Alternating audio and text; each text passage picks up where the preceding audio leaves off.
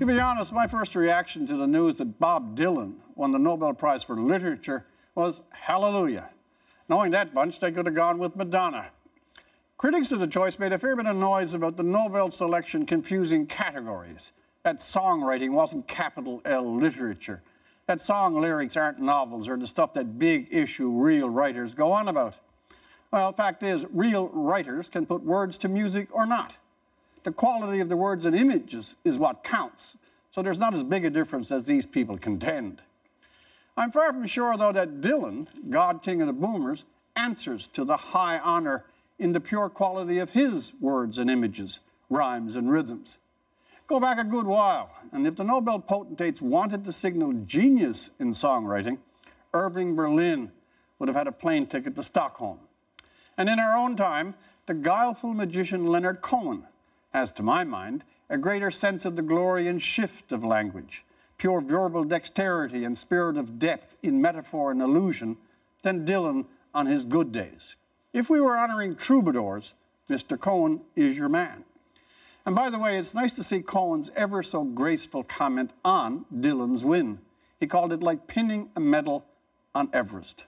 The man has a way with words.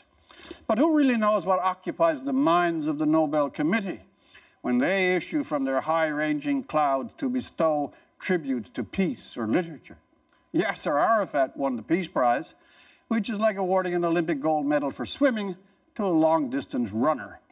And Mr. Obama got one too, while the dew was still fresh on his presidency, the very definition of premature and unearned. So the committee can be eccentric, and they could challenge the International Olympic Committee for self-importance. Now, Dylan has not responded to getting the Nobel, not rushed to gloat or boast. He's kept silent, which in these days of fame-lust and Kardashian gluttony for glitter and gain makes him quite worthy of another award, the world's last humble celebrity. The committee is now calling its freshest laureate ignorant and rude, which is actually quite ignorant and rude of the committee. He didn't walk into their life, they walked into his. And the Nobel Prize gets its status from those who receive it, not those who give it out.